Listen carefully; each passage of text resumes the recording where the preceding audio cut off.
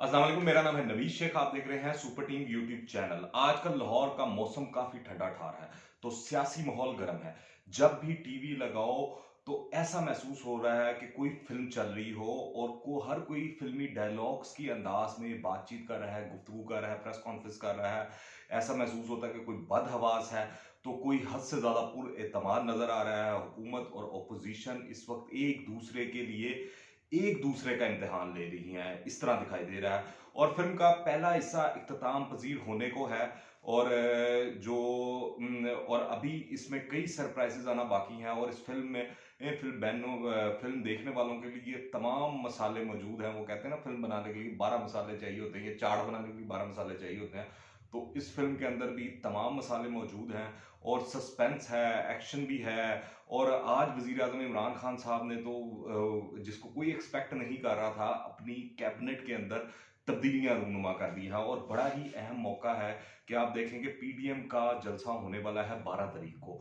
और वो 12 तारीख में अभी 13 तारीख को होने वाला लाहौर में जलसा पीडीएम का। और उसमें अभी 2 दिन रहते हैं, और 2 दिन पहले इमरान खान साहब बड़ी ही अहम वजारतों के कलमदान को तब्दील कर देते हैं।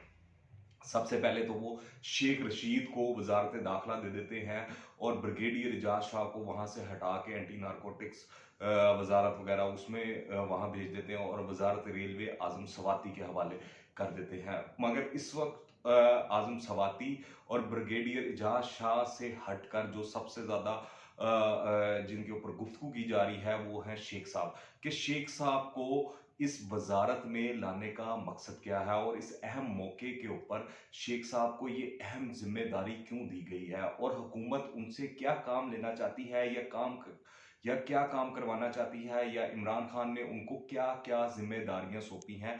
ये बड़ा ही अहम सवाल है। अब पता नहीं शेख रशीद साहब ने इमरान खान को क्या ख्वाब दिखाए हैं कि कप्तान इनके झांसे में आ गए हैं और इनकी दरीना ख्वाहिश पूरी हो गई है। मजे की बात यह है कि आज इमरान खान को अपनी काबीना पर बहुत ही प्यार आ रहा है। आज उन्होंने दो इस हवाले से इवेंट्स हुए हैं। एक, पहले उन्होंने जब शेख रशीद साहब से बात की तो बहुत ज्यादा उन्होंने तारीफ की। उन्होंने कहा कि शेख साहब ने रेलवे में ये कर दिया, वो कर दिया, ऐसा कर दिया, वैसा कर दिया, ट्रेनें चला दी हैं। तो अगर ये बहुत अच्छी परफॉर्मेंस है रेलवे की, तो मेरी समझ से बाहर है कि बुरी परफॉर्मेंस पता नहीं क्या होगी। और दूसरी जानिब उन्होंने एक तो वसीम अकरम प्लस हमें पंजाब में मिले में, और एक वसीम अकरम डबल प्लस है, वो केपीके में है, महमूद खान साहब। तो वहां जाकर भी इमरान खान साहब ने उनकी भी बड़ी तारीफ की, और जमीन आसमान एक कर दिया। उनको बताया कि जो ये महमूद खान साहब हैं, इन जैसा तो वजीर आला शायद मिल ही नहीं सकता बंदा। वो चिराग लेके भी फिरे तो ना मिले। वह इंटरेस्टिंग चीज ये है कि अगर आपने झूठ बोलना सीखना हो और अगर प्रैक्टिस करना हो, तो आप सियासतदानों को देखें। इनसे ज्यादा बेहतर कोई झूठ नहीं बोल सकता, कोई जोड़ नहीं है इनका। और जो इमरान खान साहब हैं, इन्होंने तो नई रवायतें काम कर दी हैं। और यू टर्न के अंदर अगर किसी बंदे ने कोई किताब लिखनी हो यू टर्न के हवाले से, तो मेरे ख्याल से कप्तान जो है वो इस काम में एक्सपर्ट है। कि इतनी डिटाई से करते हैं और इस तरह करते हैं, और लोग भी यकीन कर लेते हैं। उनके फॉलोअर्स भी ऐसे हैं कि वो उनको मान लेते हैं। वो कहते हैं नहीं, खान साहब ने है ना भाईजान बिल्कुल सोच समझ के यू टर्न लिया, बंदा सी थे। और दूसरी जानब अगर आप देखें तो शेख रशीद ने तो चौड़े होकर कह दिया कि इंतशार की सियासत खत्म करेंगे और हालात बेहतरी की तरफ जाएंगे। जब लॉन्ग मार्च होगा तो देखा जाएगा। पीडीएम को सियासी इतवार बाजार से कुछ हासिल नहीं होगा। लीडर की कॉल होती है तो कौम पहुंच जाती है। गली गली दावतनामे बांटने वाला लीडर नहीं होता, लीडर वो होता है जिसकी कॉल पर कौम पहुंच जाती है। मुझे तो ऐसा महसूस होता है कि जलसे से 2 दिन पहले शेख रशीद साहब को लाने का मकसद वाजिया और साफ है कि ये कोई चंद चाड़ने आए हैं। मगर फैसले करने वालों को इस वक्त याद रखना चाहिए कि पाकिस्तान में इस तरह की कार्रवाइयां और इस तरह की चीजें पहले भी हो चुकी हैं, इस तरह के इंसिडेंट पहले भी हो चुके हैं।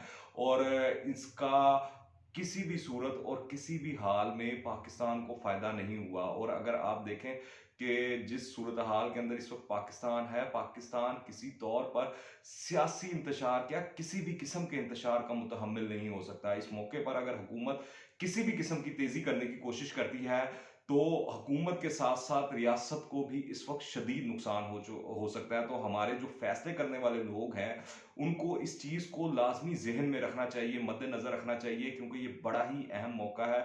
और अगर वो जिस मकसद के लिए भी लाए हैं शेख साहब को, अगर शेख साहब ने कोई हल्की-फुल्की भी शरारत की, तो उसका बहुत बड़ा रिएक्शन होगा, और ख़ासकर इसका सबसे बड़ा नुकसान इस वक़्त हुकूमत को होगा और किसी को नहीं होगा। ये चीज़ पल्ले बाँध लेनी चाहिए। और जिस तरह आज बिलावल भुट्टो साहब से वो एक मीडिया टॉक के दौरान जब वो गए वहाँ पर जाती उमरा मरियम बीबी से उनकी दादी की ताज़ियत करने के लिए, और बाकी सियासी गुफ्तगू भी हुई, वहाँ पर उन्होंने खाना भी खाया। तो एक सहाफ़ी ने बिलावल से सवाल किया कि शेख रशीद साहब को वफाकी वज़ीर दाखिला बना दिया गया है, तो आप इसके ऊपर क्या कहेंगे? तो बिलावल ने बड़ा ही मज़ेदार किस्म की और बड़े ही पॉइंट टू द पॉइंट बात की, और बड़ी ही डायरेक्ट बात की, और ऐसा महसूस हुआ कि जिस तरह वो शेख रशीद साहब उनके ऊपर जुमले कसते रहते थे, आज बिलावल ने भी शेख रशीद पर जुमला कस कर अपना हिसाब बराबर कर दिया है, स्कोर सेटल कर दिया है। बिलावल ने कहा कि ये जो पिंडी का शैतान है, इनका जवाब जो है वो राणा सनाउल्लाह साहब ही दे सकते हैं। तो उस पर काफ़ी कहका लगा, और बड़ी एक गुफ्तगू हुई उस हवाले से, तो मैंने कहा आपसे जिक्र कर लूँ। आप देखें कि जो इस वक्त सूरत हाल बन रही है, कि आप कल की रैली को देख लें, जो मरीम बीबी की कल की रैली थी, ठीक है, उसमें एसओपीज़ की खिलाफ वर्जी हुई, सारा कुछ हुआ, जो हुकूमत की वो चीज़ें थी। पर आप देखें कि तब्दीली के दावेदारों ने पर्चे काटे, इस पर किसी को कोई एतराज़ नहीं है, बड़ी अच्छी बात है, पर्चे काटने चाहिए थे, काटे, आपने बहुत अच्छा काम किया। कानून की अमलदारी होनी चाहिए, हुकूमत को अपनी रिट ऑफ गवर्नमेंट कायम करनी चाहिए। पर आप देखें, जो कल फिर वही काम किया हो इस हुकूमत ने, जो इनसे पहले हुकूमतें करती आई हैं, और इससे पहले भी जब मरियम नवाज ने रैली निकाली थी लाहौर में, तो उस वक्त भी जो पर्चे काटे गए थे वो पटवारियों की मुद्दईद में काटे गए थे। तो कल फिर पटवारियों की मुद्दईद में पर्चे काटे गए हैं। तो इमरान खान साहब को मैं वो फिर याद करवाना चाहूँगा कि वो बार-बार पटवारी, पटवारी ज़िक्र करते थे, नून लीगों का नाम पटवारी बन गया। मेरी तो वीडियो के नीचे कमेंट के अंदर लोग मुझे पटवारी कहना शुरू हो गए हैं। तो आप फिर दोबारा पटवारियों को सारे इस्तेमाल करी जा रहे हैं। आपने तो ये सिस्टम खत्म करना था, ये तो इसका कला-कमा करना था, इनको तो घर भेजना था पटवारियों को। तो आप खुद पटवारियों के हाथों में खेल रहे हैं सर, पटवारियों को इस्तेमाल कर रहे हैं, सियासी मकासद के लिए इस्तेमाल कर रहे हैं। ये पंजाब पुलिस आपने बेहतर करनी थी, वो कहाँ गए दावे इमरान खान साहब? कल भी मैंने बात की थी, आज फिर वही काम करी जा रहे हैं। तो इस तरह महसूस होता है कि जो पाकिस्तान है ना, और इस वक्त जो हमारी सियासत चल रही है, तब्दीली कुछ नहीं है, सिर्फ चेहरे बदलते हैं, बाकी सब कुछ वही रहता है, वही सिस्टम चल रहा है, वही चीज़ चल रही है, वही सब कुछ चल रहा है। अगर आप देखें तो बड़ी मज़ेदार इस वक्त सूरत हाल है। सियासतदानों ने इस वक्त पूरी कौम को मुश्किल में डाला हुआ है। अगर आप पिछले 8 साल की सियासत का जायजा लें, तो ये फैसला करना मुश्किल हो जाता है कि सच्चा कौन है और झूठा कौन है। क्योंकि 2014 में जो मुतालबे इमरान खान साहब कर रहे थे, आज वही मुतालबे ये ऑपोजिशन और पीडीएम की जमातें कर रही हैं। और जो कुछ पीडीएम में शामिल जमातें 2014 में कह रही थी, आज वो ही सब कुछ इमरान खान साहब कह रहे हैं। आप देखें कितनी कैसी कॉम्बिनेशन है, और कितनी इंटरेस्टिंग चीज़ है इस हवाले से। और दूसरा, 2014 और आज में सिर्फ इतना फ़र्क है कि हमारे सियासतदानों ने पोजीशंस बदल ली हैं। जो हुकूमत में थे वो अपोजिशन में आ गए, जो अपोजिशन में थे वो हुकूमत में आ गए। बाकी बयानात, सारी चीज़ें, हरकतें, इवन देन के जो सियासी चालें हैं वो भी सेम है, उसमें भी कोई फ़र्क नहीं आया। आप देखें आज इस पोजीशन में पीडीएम है, जिस तरह मैंने बात किया, वही धांधली के किस्से हैं, वही हुकूमत नहीं चलने देंगे, वही भड़के, वही वज़ीर आज़म से इस्तीफे के मुतालबे, मंजर वही है, बस किरदार तब्दील हुए हैं। लाहौर में जलसे की तैयारियां तो अरूज पर हैं।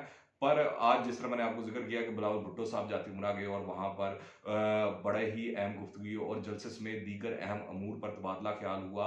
इससे कबल मैं अगर आपको याद करवाऊं, तो समा न्यूज़ ने एक रिपोर्ट शाया की थी, जिसमें दावा किया गया था कि पीपल्स पार्टी की क़यादत ने अरकान असम्बली से इस्तीफे मांग लिए हैं, और ये पैगाम तमाम अरकान असम्बली को रात गए पहुंचाया गया था। और इस जो ये दावा किया गया था, उसमें ज़राए के हवाले से उनका कहना था कि वज़ीर आला सिंध समेत कैबिनेट अरकान को भी इस्तीफे जमा करवाने की हदायत की गई है, और असम्बली सेक्रेटरिएट में इस्तीफे जमा कराने का फैसला पार्टी का है। पर जो असम्बली सेक्रेटरिएट है, उसमें जो इस्तीफे जमा करवाने हैं वो पार्टी की आदत करेगी। और फैसले से कबल आसिफ जरदारी ने मौलाना फजल रहमान से गारंटी ली है कि नवाज शरीफ धोखा नहीं देंगे। अब ये देखना है कि जो मौलाना फजल रहमान साहब अभी तो दोनों को बड़ा अच्छा चला रहे हैं, और बड़ा अच्छा बैलेंस करके चला रहे हैं, और उन्होंने नामुमकिन को मुमकिन कर दिखाया है। कहाँ एक तरफ रात और एक तरफ दिन, कहाँ एक तरफ मशरिक और एक कहाँ एक तरफ मगरिब, और कहाँ एक तरफ नून लीग और एक कहाँ एक तरफ पीपल्स पार्टी, इन दोनों को मिला के मौलाना ने तो बहुत बड़ा कारनामा सियासी तौर पर दिया है। अगर आप उसको सियासी अंदाज में देखें तो अब ये देखना है कि अब ये दोनों एक दूसरे के साथ चलते हैं, बड़े भाई और छोटे भाई वाला, या दोनों ही बड़े भाई बनकर रहते हैं कि नहीं रहते, ये देखना अहम है। ओपोजिशन तवक्को लगाए बैठी है कि ये जलसा हुकूमत के ताबूत में आखिरी कील साबित होगा। वैसे कल तक इमरान खान अपने धरने में भी यही कहा करते थे कि हुकूमत के ताबूत में आखिरी कील ठोकने का वक्त आ गया है। आज ये ओपोजिशन भी वैसी बातें कर रही है, आप देखें। और आज की इनकी हुकूमत को कील और ताबूत आप देखें, और इमरान खान साहब जो बातें किया करते थे वो बातें उनके सामने आ चुकी हैं, और आज उनकी हुकूमत आ चुकी है, और आज उनकी हुकूमत को वही बयानात, वही धमकियां, वही जलसे, वही जुलूस, वही हड़तालें और वही ही एजिटेशन का सामना है जो इमरान खान साहब किसी दौर में नवाज शरीफ साहब के खिलाफ करते रहे हैं। आजकल वजीर आजम इमरान खान ये कहते फिर रहे हैं कि बातचीत के जरिए मसाइल हल हो सकते हैं, और ये कि बेहतरीन फोरम पार्लियामेंट है। ये बात इस वक्त क्यों की जाती है जब ताबूत में कील का जिक्र जोरों पर होता था? पहले क्यों नहीं सोचा जाता था कि मामलात को आखिरी हद तक ले जाने से पहले कोई राह निकाल ली जाए? तो ये इमरान खान साहब के लिए मैसेज है कि वो पहले दिन से ही कह रहे थे कि जो ओपोजिशन को मैं ना रोने दूंगा, मैं ये नहीं करूंगा, मैं करप्शन की बात मैं नहीं मानूंगा, मैं इनको बिल्कुल भागने का मौका नहीं दूंगा, ऐसा कर दूंगा, वैसा कर दूंगा। तो इमरान खान साहब को सोचना चाहिए कि ये जब बात आ गई है ताबूत में आखिरी कील ठोकने की, तो उस वक्त उनको ये क्यों याद आ गया है कि मुज़ाकरात होने चाहिए, आप असम्बली में आए, असम्बली में सारे मामला हल हो सकते हैं। और इमरान खान साहब को खुद ये भी जवाब देना चाहिए कि इमरान खान साहब खुद क्यों नहीं असम्बली जाते? उनको भी असम्बली जाना चाहिए। ये वो आप देखें कि जो जो बातें जब इमरान खान साहब ऑपोजिशन में थे वो किया करते थे कि मैं ऐसा नहीं करूंगा, मैं ऐसा नहीं करूंगा, ऐसा नहीं करूंगा, वो ही काम करते जा रहे हैं। अगर आप एक लिस्ट बनाएं तो ये एक लंबी लिस्ट बनती है। आप देखिए हर हुक्मरान यही समझता है कि उसकी कुर्सी मजबूत है, और जो बाहर खड़े हैं वो खामखा वबेला कर रहे हैं। भुट्टो जैसा ज़ैरक सियासतदान भी इस बात को नहीं समझ सका था कि घेरा कैसे तंग हो रहा है। वो भी अपनी कुर्सी के हत्थे पर मुक्का मारकर इस खुशफहमी में मुब्तला हो गया था कि ओपोजिशन का टोला इसका कुछ नहीं बिगाड़ सकता। मगर फिर एक वक्त आया कि सबने देखा कि ओपोजिशन ने वो कर दिखाया जो कि नामुमकिन नजर आता था, और भुट्टो साहब के भी वहमो गुमान में नहीं था कि ऐसा हो सकता और मुमकिन इस तरह होगा कि उनके खिलाफ ही फौजी बगावत हो जाएगी और वो सारा मामला सारा कुछ हो जाएगा। आप देखें जिसका नाम इस्टेब्लिशमेंट है वो आंखें फेरने में कभी देर नहीं लगाती, बल्कि ये कहना मुनासिब होगा कि ताबूत का आखिरी कील हमेशा से इस्टेब्लिशमेंट ने खुद फराहम किया है। ये बात कोई अफसाना नहीं है बल्कि ये ज़मीनी हकीकत है, जिसे हमारी जो सियासी तारीख है ये 70 सालों की वो बार बार देख चुकी है। आप किताबें खंगालें आपको पता लगेगा कि असल में किसका क्या किरदार आया है और हुकूमत कब कब गिरी है, जब जब वो कॉन्फिडेंट हुई है।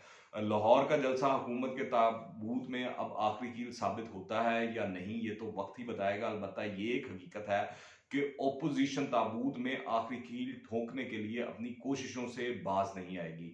वक्त ओपोजिशन के हाथ से नहीं, इस वक्त हुकूमत के हाथ से निकला जा रहा है। सोचने की बात है। आगे अब देखें हुकूमत क्या करती है क्या नहीं करती, और इंशाल्लाह 2 दिन बाद अल्लाह खैर करे कि खैर खैरियत से जलसा हो जाए, तो उसके बाद देखते हैं कि क्या सियासी सूरत हाल बनती है। मेरी तो दुआ है कि हुकूमत के लिए भी अच्छा हो, अपोजिशन के लिए भी अच्छा हो, और इस पाकिस्तान के लिए भी अच्छा हो। अगर आपने अभी तक इस चैनल को सब्सक्राइब नहीं किया तो इस चैनल को सब्सक्राइब करें, बेल आइकन को प्रेस करें ताकि ताज़ा तीन अपडेट्स और नई वीडियोस आपको बर वक्त मिलती रहें। और अगर ये वीडियो पसंद आए तो लाइक करें और ज़्यादा से ज़्यादा शेयर करें, कमेंट्स में अपनी राय लाजमी दीजिएगा। दुआ में याद रखें। अंटिल द नेक्स्ट टाइम, अल्लाह हाफिज़।